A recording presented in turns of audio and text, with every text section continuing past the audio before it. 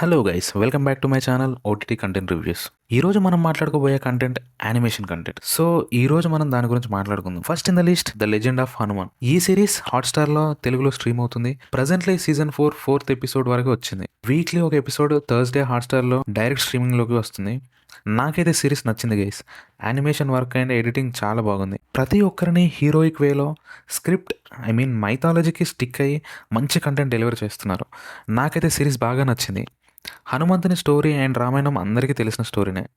But వాటిని ఎంత బాగా తీయగలుగుతున్నారు అనేది పాయింట్.